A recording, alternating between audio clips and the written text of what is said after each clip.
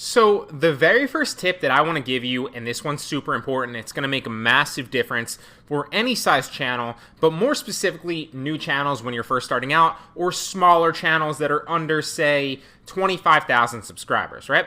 So that is to niche down, especially when you're small. Why is this? Now, I learned this the hard way, okay, so that's why I'm preaching it. Not only did I learn it anecdotally the hard way by, launching many channels and growing my own channel to about 25,000 subscribers plus, but I've also learned it anecdotally through other, YouTubers that I network with, other courses that I've taken on top tier YouTubers like Graham Stephan. So you really want to niche down. It's really going to help you build consistent views and grow an audience around that topic when you are small, okay? So it's going to give your videos more of a push in the algorithm, and your audience, the entirety of your audience, will be interested in watching your videos, okay? So I fought this for so long. I created videos.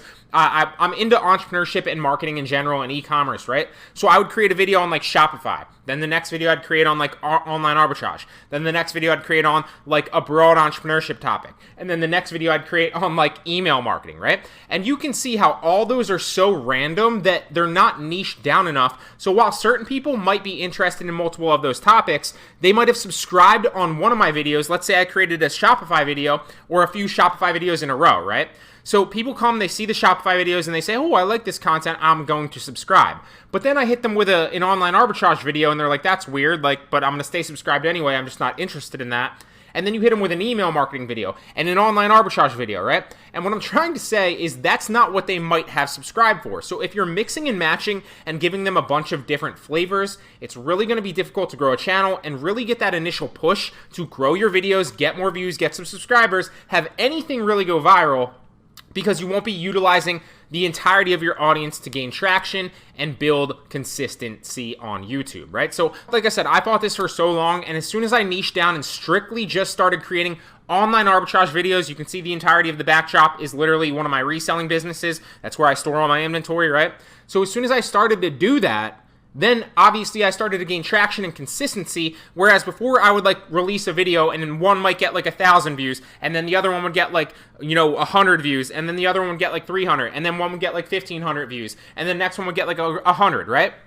There was no consistency because my audience didn't know what I was going to pump out. They didn't know what to expect, and I lost a lot of subscribers on that as well, right? But as soon as I started pumping out consistent online arbitrage content on my main channel, then, the views started steadying out, right? Now I consistently upload and I'll get like 400 or 500 a day later, right? A good one, maybe like 1,000 views a day or two later. And the other ones that, really take off might get a few thousand to, 10,000 views eventually, right?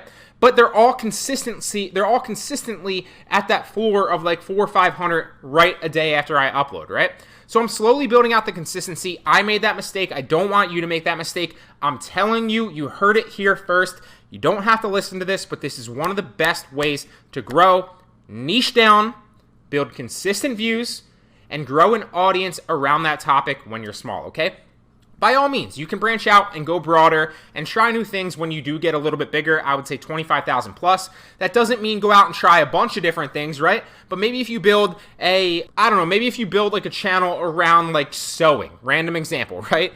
So maybe you build a channel around sewing. You don't want to start introducing new topics too soon, but eventually once you get a little bit bigger, you can try other things that are similar to sewing and, that you might like, maybe the business side of sewing, right? Maybe where you find your supplies. Maybe, you also have an interest that is fitness, right? So you start integrating that into your sewing videos as well, right?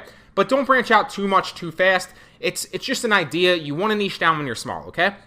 If you do go too broad when your channel is new, you will be fighting an uphill battle. And the number one question when I start talking about YouTube, and I'm sure you're asking it yourself or you will ask it eventually, is how do I grow on YouTube faster? How do I get more subscribers? How do I get more views? This is the easiest way to, basically get less friction and grow faster, right? Niche down.